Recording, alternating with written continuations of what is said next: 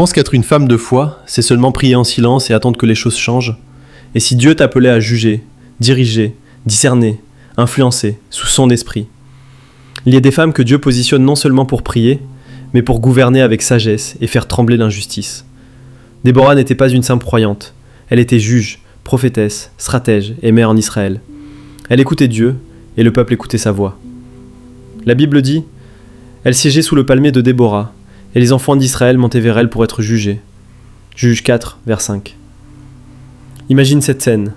Pas de temple, pas de trône, pas de soldats autour, juste un palmier, un banc peut-être, et une femme remplie de l'Esprit de Dieu.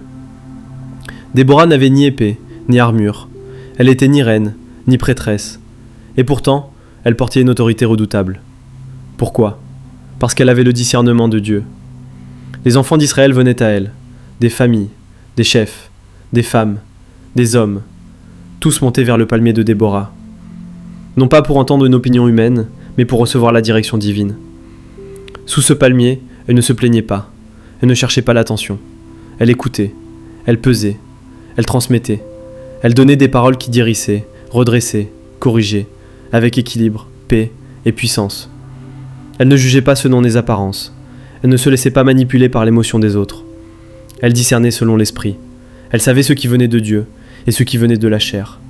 Elle avait la capacité rare de voir clair dans le flou, de rester ferme dans la confusion et d'apporter la lumière dans le chaos.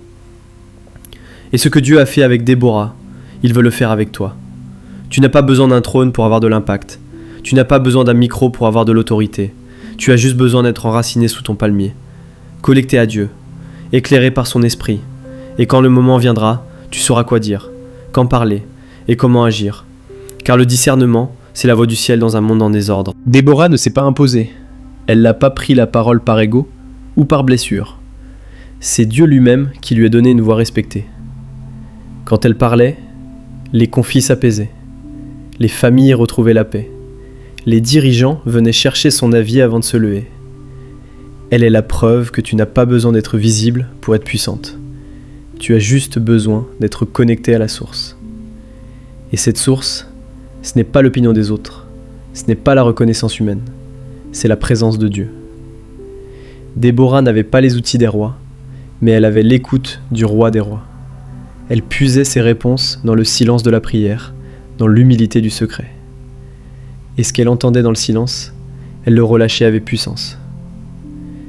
Dieu cherche aujourd'hui des femmes comme elle, qui savent discerner, quand parler et quand se taire, quand agir et quand prier, quand conseiller et quand confronter.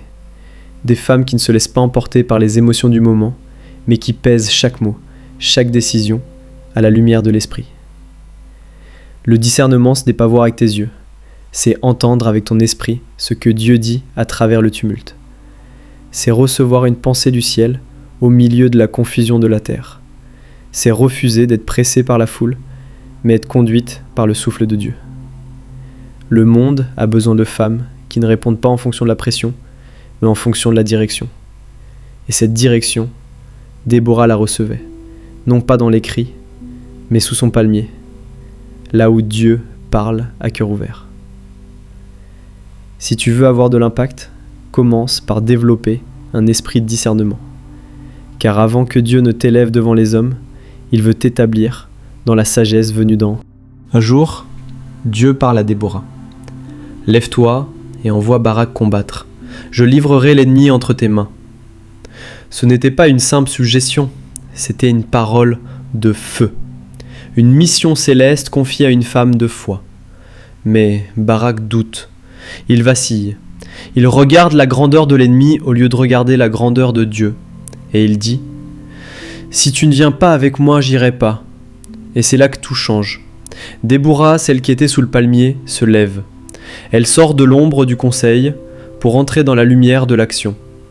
Elle ne prend pas l'épée, elle ne monte pas à cheval, mais elle entre dans la bataille avec l'autorité d'une femme qui a entendu Dieu. Elle ne commande pas par la force, elle inspire par la foi. Elle n'impose pas par des cris, elle dirige par conviction. Et cette conviction, c'est que Dieu a déjà donné la victoire.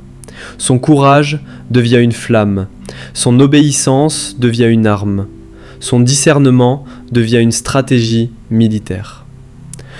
Le discernement spirituel peut libérer une armée. Un mot juste peut retourner une nation. Une femme alignée avec Dieu peut briser l'ennemi sans frapper. Déborah n'était pas seulement une femme de parole, elle était une femme d'action, conduite par la voix du Très-Haut.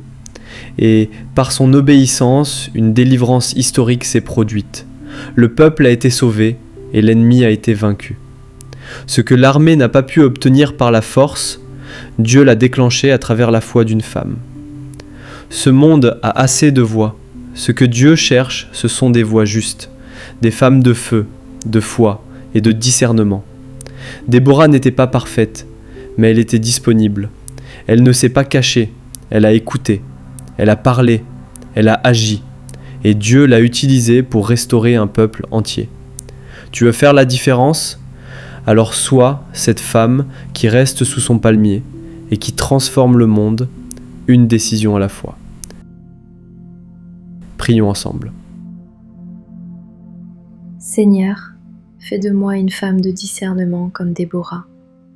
Donne-moi un cœur qui t'écoute avant de parler, une bouche qui libère la paix et la vérité, et une sagesse qui vient d'en haut. Je ne veux pas juger selon mes émotions, mais selon ton esprit. Je te remets ma voix, mes décisions, mes conseils. Utilise-moi pour être lumière dans un monde confus. Fais de moi une colonne pour ma génération. Et si tu veux conduire un peuple, commence par m'enseigner à discerner sous ton palmier. Au nom de Jésus. Amen.